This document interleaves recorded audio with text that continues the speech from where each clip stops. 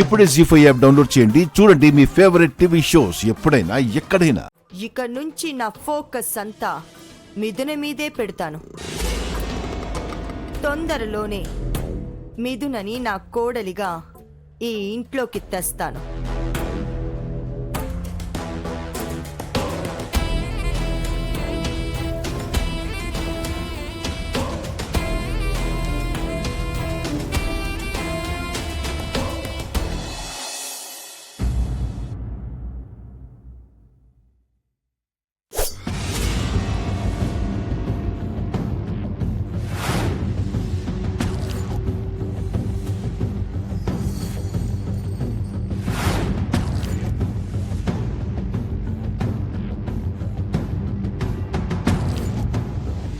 గౌతమ్ ఆగు, ఎక్కడికెళ్తున్నావు? మిథున దగ్గరికి. ఎందుకు? నువ్వెలాగో నాకు తనకి పెళ్లి చేసేలా లేవు. అందుకే నేనే వెళ్ళి మిథునని బెదిరించి కిడ్నాప్ చేసి ఏ గుళ్ళోనో బలవంతంగా తాళి కట్టి ఇంటికి తీసుకొచ్చేస్తాను.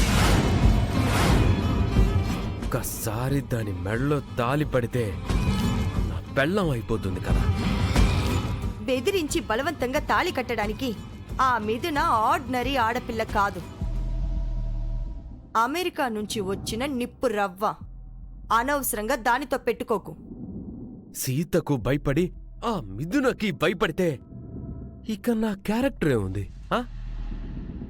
నిన్ను భయపడమనట్లేదు, తొందరపడొద్దు అంటున్నాను. నేనింక వెయిట్ చెయ్యలేను. మిథున వెంటనే నా పెళ్ళం కావాల్సిందే. ఇలా ఉన్నావేంట్రా నువ్వు? చావుకి ఆగలేవు, పెళ్లికి ఆగలేవు. ఇప్పుడే నీ పెళ్లి సంగతి తేల్చేస్తాను. ఇక్కడే ఉండు.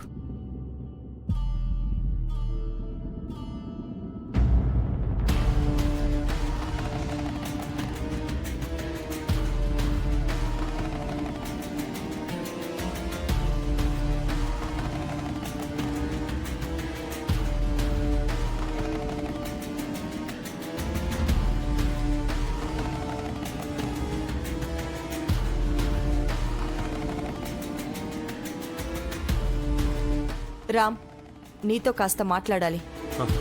చెప్పిని. మిథున మీద నీ అభిప్రాయం ఏంటి?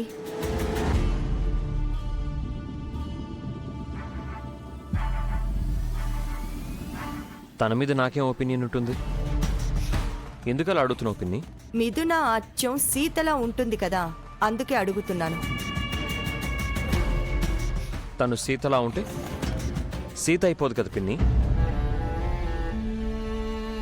ఇద్దరి రూపం ఒకటే అయినా సీత వేరు, మిథున వేరు.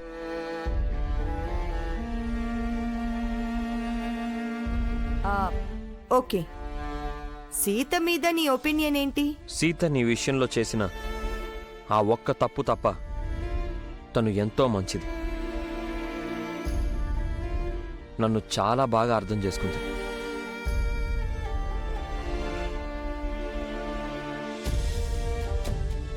సీత మీద మరీ అంత మంచి అభిప్రాయం పనికిరాదు రామ్. అవును రామ్, సీత నువ్వనుకునేంత మంచిదేం కాదు. సీత పోలీసోడికి పుట్టిన క్రిమినల్. ప్లీజ్ దయచేసి ఎవరూ సీత గురించి అలా మాట్లాడొద్దు. నువ్వింకా సీత గురించి ఆలోచిస్తూ కూర్చుంటే ఎలా రామ్? నీకంటూ ఓ జీవితం ఉంది కదా. మీరేం చెప్పదలుచుకున్నారు పిన్ని? నువ్వు మళ్ళీ పెళ్లి చేసుకోవాలి రామ్.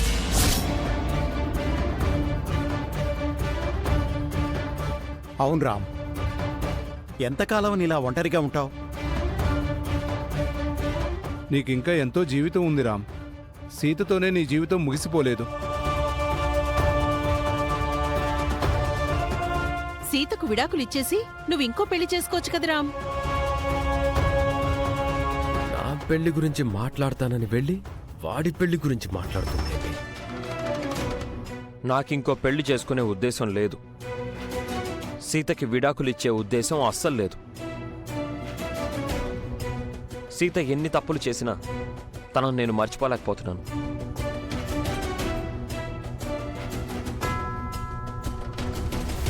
అంటే సీతను మళ్ళీ ఇంటికి తీసుకొస్తావారా? సీత మళ్ళీ ఈ ఇంటికి రాదు, నా మనసులో నుంచి వెళ్ళదు.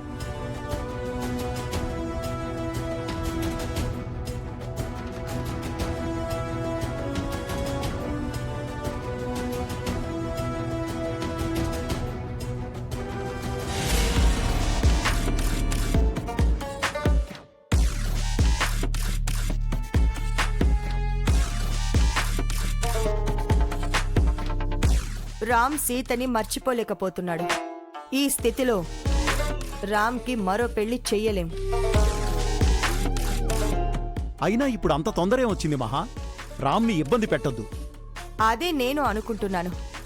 రామ్ని బలవంతం చేయకూడదు. పాయింట్కి రా మమ్మీ, ఇంకా ఎంతసేపు వెయిట్ చేస్తావు? మిథున గురించి నీ ఒపీనియన్ ఏంటి జనా? చాలా చక్కటి అమ్మాయి, ముఖర్జీ గారికి తగిన కూతురు. మిథున మన ఇంటి కోడలైతే ఎలా ఉంటుంది? రామ్ మరో పెళ్లి చేసుకొని అంటున్నాడు కదా వదిన. రామ్కి కాదు, గౌతమ్ కడిగితే ఎలా ఉంటుంది? గాడిదకు గంధర్వ కన్యకు ముడిపెట్టినట్టుంటుంది. చాలా బాగుంటుంది మహా. మన ఫ్యామిలీకి మిథున కరెక్ట్ గా సూట్ అవుతుంది. అయినా గౌతమ్ పెళ్లి గురించి మనం డెసిషన్ తీసుకోవడం ఏంటి మహా? తన పేరెంట్స్ ఉన్నారు కదా. ఆహా, అంటే గౌతమ్ పెళ్లి గురించి మా అక్క నాకు ఈ బాధ్యత అప్పగించింది జనా. అందుకే చెప్తున్నాను. ముఖర్జీ గారు మనకంటే అన్ని విధాలా పై స్థాయిలో ఉన్నారు. మనతో సంబంధం కలుపుకుంటారా వదిన? ఎంత పై స్థాయిలో ఉన్నా ఒక ఆడపిల్లని కన్నవాళ్లేగా.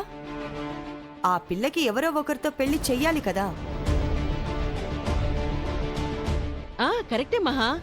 కానీ మిథున ఒప్పుకుంటుందో లేదో? తన పేరెంట్స్ చెప్తే ఎందుకు ఒప్పుకోదు? మనము ముఖర్జీ గారు ఎప్పటినుంచో బిజినెస్ పార్ట్నర్స్ కదా. బిజినెస్ వేరు, పర్సనల్ విషయాలు వేరు కదా మహా. ఎన్నో వ్యాపార కుటుంబాలు పర్సనల్ గా పెళ్లి సంబంధాలు కలుపుకొని ఒకటయ్యాయి జన. ముఖర్జీ గారికి మన ఫ్యామిలీ అంటే మంచి అభిప్రాయం ఉంది. మన గౌతమ్ కూడా మిథున అంటే ఇష్టపడుతున్నాడు. ఇష్టపడుతున్నాడా? అది కాదు అంటే చచ్చిపోయేలా ఉన్నాడు. ఒకసారి ముఖర్జీ గారి ఇంటికి వెళ్ళి సంబంధం మాట్లాడదాం. ఏమంటావు జన? నీ ఇష్టం మహా. కావాలంటే ఇప్పుడే వెళ్ళొద్దాం. ఇప్పుడే వెళ్ళాలి, పదండి.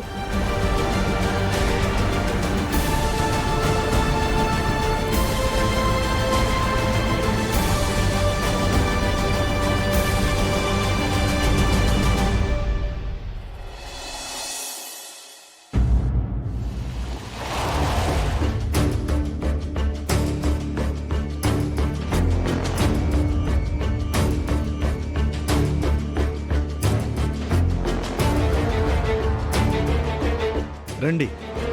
రండి, కూర్చోండి. నమస్కారం అండి. నమస్తే అండి, కూర్చోండి.